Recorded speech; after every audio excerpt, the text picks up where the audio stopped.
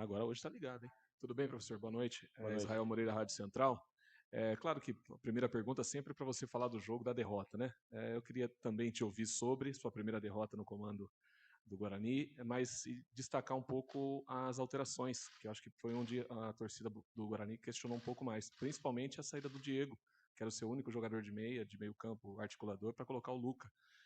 Queria então se pudesse falar da partida em si, dessa derrota, e na sequência a alteração do Diego pelo Luca, do porquê da escolha. Boa noite. Acho que tivemos um volume bom de jogo, criamos algumas oportunidades, né? Tivemos erros individuais ali que faz parte, quando o coletivo não funciona, sobra para o individual, mas temos que corrigir isso. Mas num jogo onde nós criamos bastante, tivemos chances claras, né? Em relação ao Diego, precisava mexer, né? Precisava botar mais um 9 ali, que ele estava com três jogadores ali, a gente sempre espera o melhor, né? E era mais isso, colocar dois noves ali.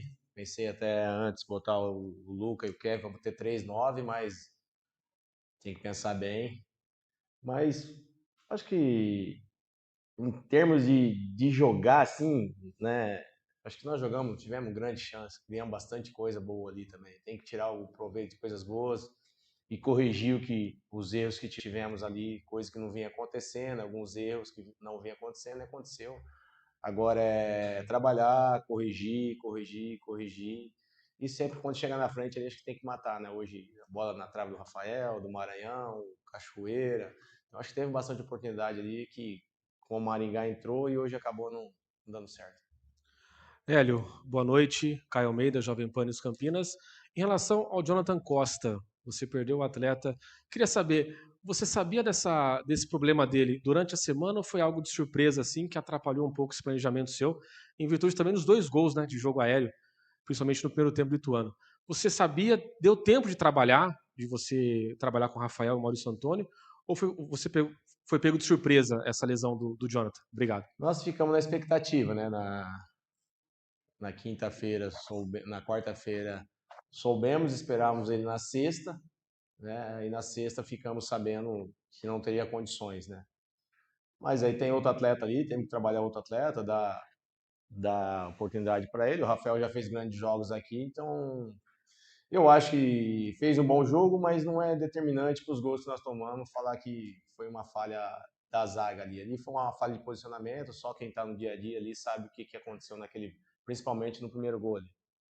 Ô Hélio, boa noite, Breno Beretta, Rádio TV Bandeirantes. É claro que a torcida não vai gostar de perder, mas isso vai acontecer mais vezes durante a Série C, porque não tem nenhum time imbatível. Mas o quanto que te preocupa, vocês começaram o jogo como a melhor defesa do campeonato, né? E hoje tomar 3 gols, infelizmente o Kaique, que é um dos melhores do time, acabou falhando, né?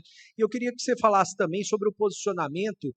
Hoje deu para notar, eu pelo menos notei, o Maranhão saindo mais da área, o próprio Luca fazendo aquela função ali como armador, saindo mais da área, o Kevin saindo mais da área para buscar jogo. É algo que você tem trabalhado com os três, sair um pouco mais da área para não ficarem presos lá na frente? Porque estava entrando esse passe direto para os 9. Nós trabalhamos isso, né, para eles virem fazer um pivô. Como o Torres não é aquele meia que fica muito ali, ele fica mais lado para receber, então estava tendo essas oportunidades de 9 e meia, né, de 9 para o outro extremo. Então teve muitas oportunidades. E eles gostam de sair também, né, mas tinha bastante passe, condições de fazer esse passe ali. Mas é uma coisa que eles trabalham, a gente trabalha com eles, aí tem que controlar bem a bola, às vezes não estava controlando, campo muito molhado, às vezes estava perdendo a bola. Mas a maioria foi, nós pedimos mesmo, dar esse passe, às vezes o lateral para o 9, o volante para o 9, porque o pivô funcionar ali, acaba dando certo. Estava muito aberto o Ituano ali por dentro, então às vezes esse passe entrava direto para eles ali.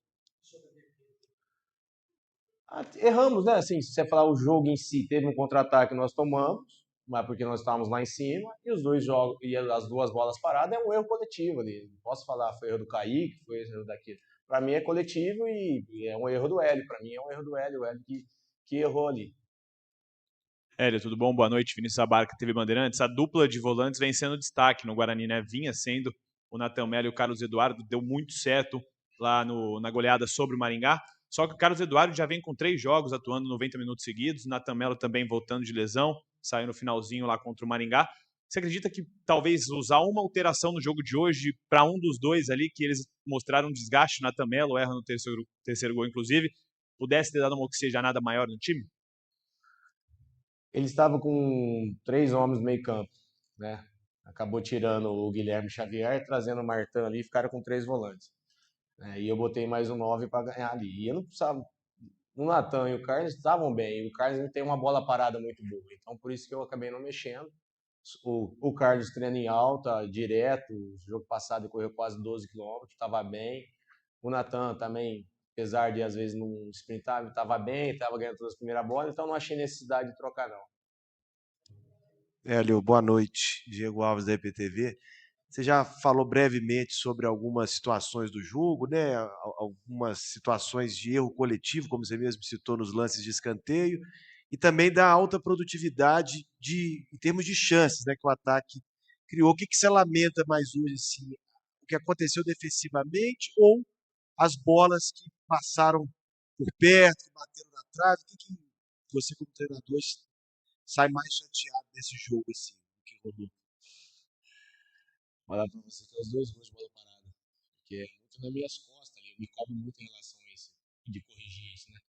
E vamos corrigir para não acontecer, não vinha acontecendo. Vamos melhorar isso aí, porque ou perdeu o gol ali ou não, às vezes tem um goleiro, tem um zagueiro que tirou, né? Tem a trave, a gente não tem o que fazer contra a trave, mas o erro da bola parada esse erro coletivo nós precisamos melhorar muito, porque muitas equipes usam a bola parada, hoje 2 bolas paradas matou o jogo.